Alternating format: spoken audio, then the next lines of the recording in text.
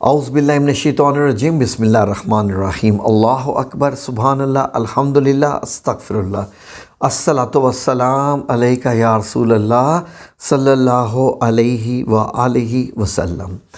ناظرین، ہم پاکستانی بھینگا پاکستانی تجارت میں ناکام کیوں ہیں؟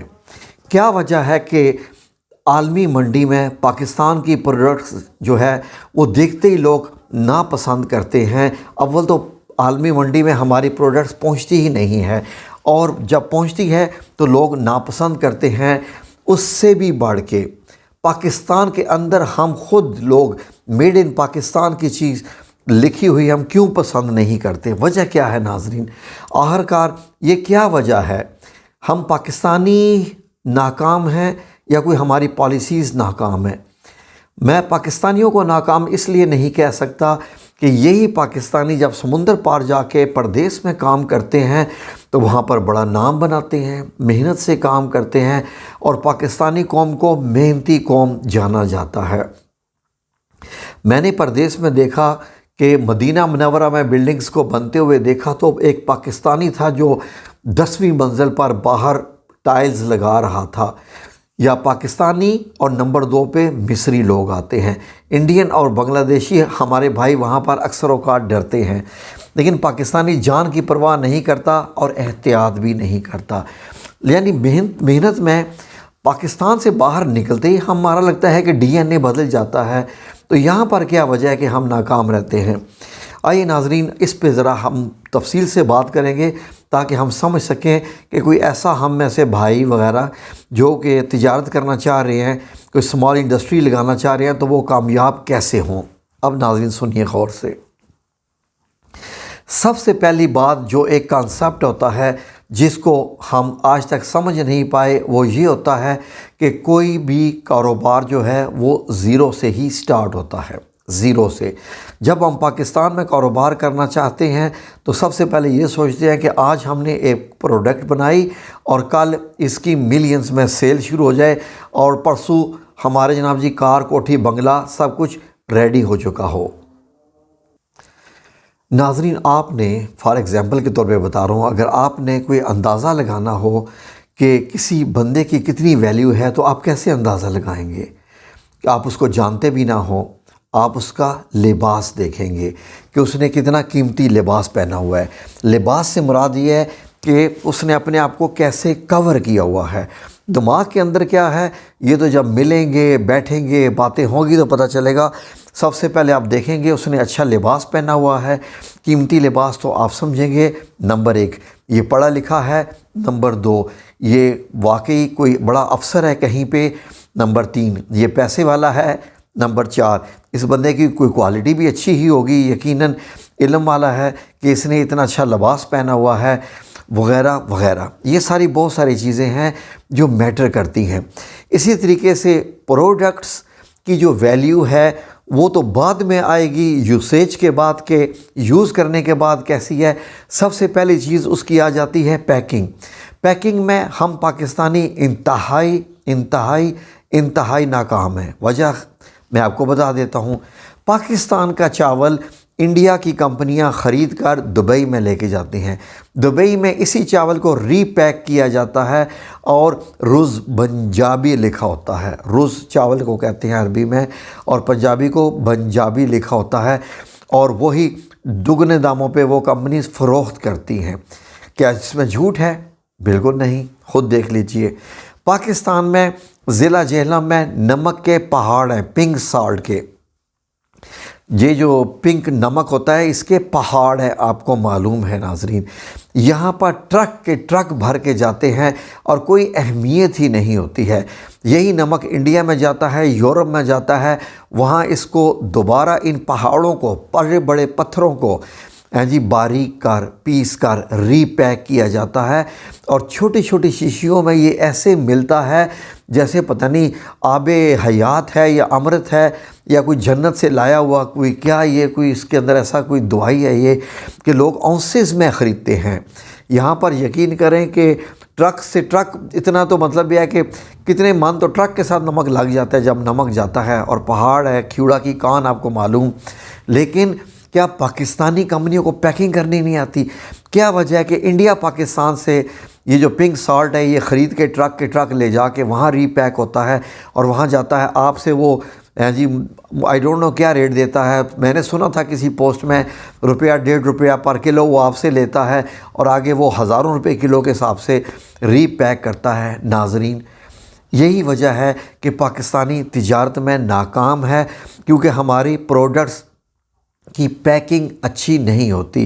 مجھے یاد ہے کہ میں نے جب میں پردیس میں تھا تو مجھے پرفیوم لینا ہوتا تھا لوگوں کے لیے گفٹس، مجھے نہیں پتہ ہوتا تھا کہ پرفیوم کی کیا کوالٹی ہے، کیسے ہے، کیونکہ مجھے عطر پسند ہے، جو عطر ہوتے ہیں اسلامی پرفیومز مجھے گفٹ کرنے ہوتے تھے، تو میں دیکھتا تھا کہ کس باکس کی خوبصورت سی پیکنگ ہے جو دیکھنے میں اچھا لگ رہا ہے، کیونکہ شروع میں تو سارے ہی خوشبو دیتے ہیں، تو جو باکس دیکھنے میں اچھا لگ رہا ہے میں وہ پرچیز کر لیا کرتا تھا۔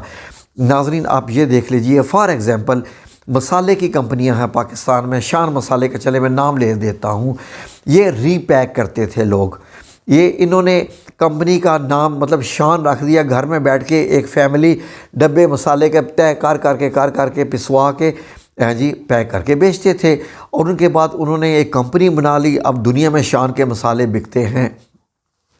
اب ناظرین، وجہ کیا ہے؟ کیا وجہ ہے کہ وہ جو مسالے عام بک رہے ہوتے ہیں دکانوں کے اوپر اور یہ والے مسالے مہنگے ملتے ہیں؟ ناظرین، ہم پاکستانی جو تاجر کو بننے کی کوشش کر رہے ہوتے ہیں، ہم یہ سوچتے ہیں کہ یار میں نے اگر اس مسالے کے ڈبے کو باکس میں پیک کیا، اچھا سا باکس میں پیک کیا، تو میری اس میں 3-4 روپے 2 روپے کاسٹ آ جائے گی، تو میں یہ کاسٹ بچاؤں تو میں پلاسٹک کی تھیلیوں میں ہی جا کے اور سیل کر کے جناب بیچ دوں۔ ناظرین، یہ نہیں پتہ کہ اگر آپ نے ڈبے میں مسالہ پیک کر کے پلاسٹک میں اور پھر اس کے اوپر باکس میں اچھی سی پرنٹنگ ہو، انگریڈینٹس لکھے ہوں باقاعدہ وغیرہ، سب کچھ پیکنگ ہو، کلرفل ہو، تو آپ اس کا چارج کرتے ہیں کسٹمر سے۔ اگر آپ ایک چیز 50 کی بیچ رہے ہیں، اگر وہ پلاسٹک کی تھیلی میں ہے تو 50 کی ہے، اب وہ اگر وہ پلاسٹک کی تھیلی اور باکس میں ہے تو آپ اس کو 70 روپے کا بیچیں گے، گو کہ آپ کی کاسٹ تو 3-4 روپے آئی، لیکن آپ نے 15 روپے اور اوپر بڑھا لیے۔ یہ پاکستانیوں کی سمجھ میں کبھی بھی نہیں آیا آج تک۔ یہی وجہ ہے کہ بزنس میں پاکستان کے اندر جو پاکستانی ہے وہ یہ کہتا ہے کہ آج ہی 50 والی چیز کو میں 100 کا بیچ لوں، پیکنگ میں 3rd کلاس رکھوں، اور پھر شروع میں ہم پاکستانی کیا ہے جی کہ اچھی چیز پروڈکٹ بنائی، اب دیکھا کہ اب مارکیٹ میں چل پڑی، اب جناب اس میں اینٹیں ملاؤ، اس میں بجری، ریت، سیمنٹ، پتہ نہیں کیا کیا، ایسے ہی میں مذاق میں ریت سیمنٹ کا نام لے رہا ہوں، کچھ بھی یعنی مکس تو کرتے ہیں نا، آپ کو معلوم ہی ہے۔ کیا وجہ ہے کہ پاکستان کے کھانے کھا کے لوگوں کے پیٹ خراب ہو جاتے ہیں؟ یہی لوگ جب باہر ہوتے ہیں تو وہاں کے جو مسالے ملتے ہیں، اس لیے کہ یہاں الو بنایا جاتا ہے، یہاں پر جو ہے وہ پاگل بنایا جاتا ہے، مکسنگ کی جاتی ہے، یہ دن رات میں پیسہ کمانا چاہتے ہیں۔ میں جب ریڈی والے سے یقین کریں کہ فروٹ لے کر آتا ہوں تو میں دیکھتا ہوں تو گھر آ کے دیکھتا ہوں تو گھر والے کہتے ہیں آپ نے فروٹ دیکھا نہیں تھا، یہ دیکھیں اس کے کتنے حصے جو ہے وہ خراب ہیں، تو میں نے کہتا ہوں کہ ٹھیک ہے آئندہ اس کے پاس نہیں جاؤں گا۔ اب یہ دیکھیے، سب سے پہلے یہ کہ اس ریڈی والے نے امیج خراب کر دیا، ایک گاہک کو لوز کر دیا۔ سب سے بڑی جو کمپٹیشن ہوتا ہے مارکیٹ کا وہ یہ ہوتا ہے کہ آپ کا گاہک کا آپ پہ ٹرسٹ، آپ کا نام چلنا چاہیے۔ آج تک دنیا میں میڈ ان جاپان جس چیز پہ لکھ دیا جاتا تھا، لوگ آنکھیں بند کر کے لے لیتے تھے کہ میڈ ان جاپان ہے۔ جاپان والوں نے اپنی کوالٹی پہ کمپرومائز نہیں کیا، پرائسز بڑھائی لیکن کوالٹی کے۔ ہم لوگ کیا کرتے ہیں کہ بعد میں ریٹ بھی بڑھا دیتے ہیں، کوالٹی پہ کمپرومائز کر کے زیادہ پیسے بچانے کے چکر میں، پھر اینڈ پہ کیا ہوتا ہے، کاروبار تباہ، مشینیں پڑی ہیں جی، آخر پہ بینک کرپٹ ہو کے بیٹھ جاتے ہیں اور کہتے ہیں جی کہ پاکستان میں کاروبار ہی نہیں ہو سکتا۔ کیسے نہیں ہو سکتا کاروبار؟ یقین کیجئے کہ مجھ سے کوئی پوچھے کہ آج کل کہ بھائی سب سے کم پیسے میں آپ کیا کاروبار کر سکتے ہیں، تو میں ان سے کہوں گا کہ ایک اچھا سا باکس بنوائیں، خوبصورت سا LED بلب کے سامان ملتے ہیں، 2 بندے بٹھا دیں ان کو، وہ اسمبل کرتے رہیں، دن میں وہ 500 بلب بھی اسمبل کر دیں تو آپ کے لیے بہت ہے، 200 بھی 300 بھی کر دیں آپ کے لیے بہت ہے، اس میں بھی آپ کا مارجن مور دین 30 to 40% ہے۔ تو اس کے بعد آپ اس کو بیچیں، برانڈ کا بلب ہو، پتہ چلے جناب اس کی پیکنگ بھی خوبصورت ہے، کوالٹی بھی ہے اچھی، اور دیکھیں کتنا 1.5 لاکھ سے آپ 1 لاکھ سے کاروبار کر سکتے ہیں۔ 1 لاکھ میں کیا، ایک شادی کے کپڑے لینے جاؤ، دلہن کے کپڑے نہیں آتے، نہ دولہا کے کپڑے آتے ہیں، یقین کریں کہ اس سے آپ کاروبار کر سکتے ہیں۔ وجہ کیا ہے؟ کوالٹی پہ کمپرومائز مت کریں، آنیسٹی سب سے پہلی چیز ہے۔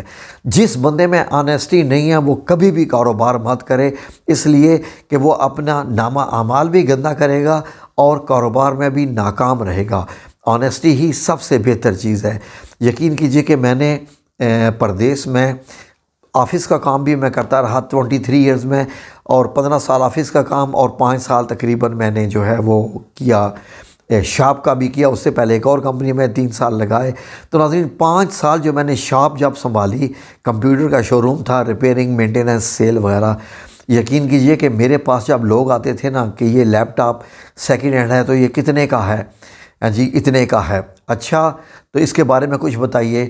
میں کہتا تھا جی کہ اس کے میں نے کی بورڈ چینج کیا ہوا ہے، خراب ہو گیا تھا، اس کے یہ پرزے خراب تھے، میں نے چینج کیے، یہ وہ کہتے ہیں جی کہ ہم آپ سے کہہ رہے ہیں کہ اس کی کوئی خوبیاں بتائیے آپ۔ میں کہتا تھا پہلے اس کی خامیاں تو سن لو نا جو میں نے اس میں چینجز کی ہوئی ہیں، پھر اس کے بعد میں خوبیوں پہ آتا ہوں۔ تو یقین کیجئے کہ وہ میری طرف دیکھ کر کہتے تھے اب ہم نے لیپ ٹاپ یہی لینا ہے، کیونکہ اب ہمیں چیک کرنے کی بھی ضرورت نہیں ہے۔ جو بندہ اتنی آنیسٹی کے ساتھ پہلے اس کی خامیاں بتا رہا ہے، یقیناً لیپ ٹاپ پرفیکٹ ہوگا۔ اور میرے ایسے کسٹمر بن جاتے تھے، یقین کیجئے کہ بڑے بڑے شو روم، جریر بک سٹور نام ہے پورے مڈل ایسٹ میں، وہ ان کو چھوڑ کے وہ میری چھوٹی سی دکان ہوتی تھی کمپیوٹر کی، وہاں اگر وہ چیزیں پرچیز کرتے تھے، وہ کہتے تھے کہ یہاں سے ہمیں معلوم ہے کہ جو چیز ہمیں مل رہی ہے اس میں دھوکہ بالکل نہیں ہے۔ میں سیکنڈ ہینڈ چیز کی بھی 1 مہینہ وارنٹی دیتا تھا، لوگ 24 گھنٹے کی دیتے ہیں، کیونکہ مجھے معلوم ہوتا تھا کہ جو بندہ آ کے پیسے خرچ کر رہا ہے اس کے پاس کوئی حرام کا پیسہ نہیں ہے کہ میں اسے 1 دن میں ہی لوٹ لوں۔ یقین کیجئے کہ اللہ نے ایسی برکتیں دی، ایسی برکتیں دی کہ سبحان اللہ و بحمدہ سبحان اللہ العظیم۔ ان تمام چیزوں کے ساتھ اگر ہم کام کریں تو یقیناً اللہ رب العزت اس میں برکتیں دیتا ہے۔ ہم راتوں رات جو کار کوٹھی بنگلے اور ان کے چکر میں پڑ جاتے ہیں نا کہ ہمیں اتنا منافع ہو جائے، ہم 1 مہینے میں ہی ارب پتی بن جائیں، اس چیز نے پاکستانیوں کو برباد کر کے رکھ دیا ہے، اور پاکستانی ناکام ہو گئے ہیں ہر چیز میں۔ پاکستان کے اندر میڈ ان پاکستان جہاں چیز ہم نے دیکھی وہاں ہمیں پتہ ہوتا ہے کہ یہ نمبر 2 ہی ہے، خواہ وہ نمبر 1 ہی کیوں نہ ہو۔ کیوں؟ امیج، شخصیت ہوتی ہے، ایک بندے کی شخصیت ہوتی ہے، کمپنی کا نام اس کی شخصیت ہوتی ہے، اس کا برانڈ نیم ہی اس کا ہوتا ہے۔ ہم جب سیمسنگ دیکھتے ہیں ہمیں معلوم ہے اصلی چیز ہے سیمسنگ کمپنی کا ہے۔ ہم پاکستان کی کمپنی کوئی اور دیکھتے ہیں، میں کسی کا نام نہیں لیتا، یقین کیجئے ہم کہتے ہیں کہ یہ نمبر 2 ہی ہے، اس کے پرزے بھی نمبر 2 ہیں، اس کی کوالٹی بھی نمبر 2 ہے جی، تو اس کو لینے کا فائدہ ہی نہیں، خواہ وہ کتنی بھی اچھی ہو۔ اس لیے جب آپ کا امیج بن جائے تو اس امیج کو مینٹین رکھیے، یہی آپ کے کاروبار کے راز ہیں۔ خواہ آپ دکان پہ ہیں، آفس میں ہیں، کسی بھی قسم کا کاروبار ہے، یہ تمام اصول ہیں۔ ان اصولوں کو انگریزوں نے اپنا لیا، یورپ امریکہ والوں نے اپنا لیا، ہم نے چھوڑ دیا۔ آج ان کی پروڈکٹس دنیا میں ہر جگہ چلتی ہیں، اور ہم لوگ یقین کریں کہ صرف تولیے اور مسالے بیچ کر ہی خوش ہو جاتے ہیں۔ یہ ہے پاکستان کی ایکسپورٹ۔ اور آج تک انفارچونیٹلی کوئی گورنمنٹ بھی ہمیں ایسی نہیں ملی جس نے کوئی پالیسی بنائی ہو کہ جس میں بتایا گیا ہو کہ اگر تمہارے کمپنی کی پروڈکٹ جو ہے وہ اچھی نہیں ہوگی تو ہم تمہارے آرڈرز کینسل کروا دیں گے، تمہارا ایکسپورٹ لائسنس ہی کینسل کروا دیں گے۔ گورنمنٹ بھی کرپٹ، ہم لوگ بھی کرپٹ، اور یہ ہے ہمارا نتیجہ کہ آج قرضوں میں ڈوبا ہوا ملک جی، اور مہنگائی، غربت، افلاس، رونا، ناکامیاں، مایوسیاں، یہ ہے ہمارا مقدر۔